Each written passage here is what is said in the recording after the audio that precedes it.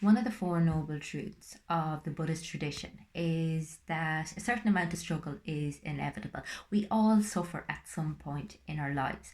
And yet we have this Western paradigm for suffering that says it's very individual, that we have to be stoic, that we have to be self sufficient. And consequently, we embody this idea that, we shouldn't be struggling. We have this tyranny of shoulds going on, and we nearly beat ourselves up for the fact that we're behind or that we've fallen down. And consequently, it's again this kind of concept of the second arrow. We're beating ourselves when we're already down. We're basically shooting ourselves twice. We're struggling and then we're beating ourselves up for the fact that we're struggling. And I suppose more than ever before, we can recognize in this pandemic that everyone is being affected in some way, shape, or form. Now, this doesn't take away from the individual and nuanced experience that everybody's grief and loss and hurt is. This is very traumatizing for a lot of people. It's very shocking, it's very stressful, and people will experience that in very individual ways. It's very subjective. However, the reality is we are in this together, and the more we can recognize the common humanity aspect of it, the more we can reach out to each other in ways that will help each other heal and grieve and get over any of the losses that are being experienced, because some people are losing loved ones, some people are afraid of losing their jobs, some people are losing their minds. I mean, it's all a type of loss, and I think a lot of people will come out of this with a very different perspective on things, and I think the more we can recognize other people's suffering, the less we focus on our own, the less rumination we do, the less we get bogged down in our own struggles. So it's about meeting ourselves and meeting other people with compassion, recognizing that it is okay to struggle, that everyone experiences struggle, that you are not alone doing this, but that by reaching out to other people, by trying to help others, you take that focus off yourself and you actually improve your overall ability to cope, because you increase the feel good hormones in your body. I mean, literally, what you're looking to do in times of stress and anxiety is engage your parasympathetic nervous system.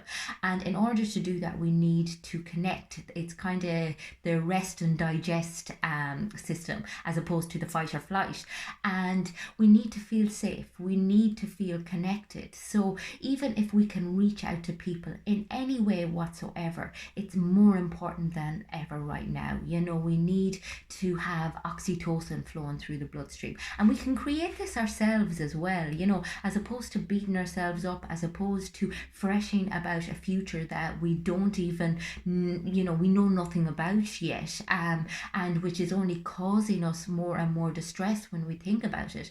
We can place our hand on our own heart, or we can hug our own shoulders and just tell ourselves that we've got our own back, that we're there for ourselves, that we recognize and see our suffering, and that it's kind of honoring how you're feeling and releasing it, as opposed to storing it or perpetuating it, kind of by ruminating over it.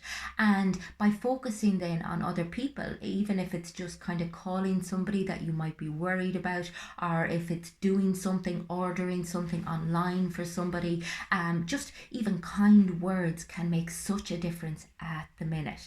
And I suppose oftentimes we find it easier to be a little bit more compassionate with others than we do with ourselves. So it's important that we get the balance right. And it's important as well that we understand that compassion doesn't come easily to us. I mean, most of us have internalized a pretty harsh internal critic.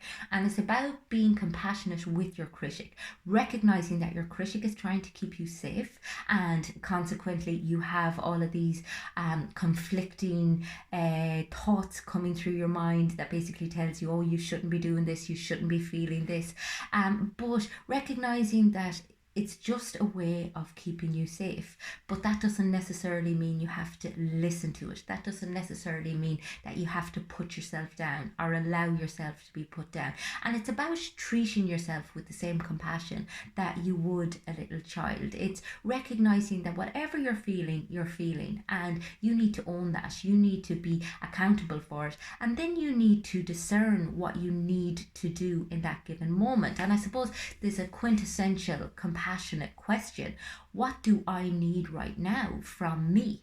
And when you look at it, it may be that you just need to be very accepting and kind to yourself, or it may be that you need to put appropriate action in place. You need to kind of get yourself up off the couch and stop watching Netflix all day and do something that is going to give you a sense of agency and autonomy in a time when we feel like as if all of our control has been taken from us, you know. So it's being very wise in the moment, and as I said, trying not to get so bogged down in your experience, because yes, it's important to recognize it, but you can't wallow in it. And as I said, one of the surefire ways of showing compassion to yourself is by showing compassion to somebody else, because you know it illustrates to you what you are capable of, and it also shows you that compassion is a lovely thing to do. It's not a weakness, it's a resiliency thing, you know. And it's about kind of recognizing that you owe it to yourself to give yourself that kindness too.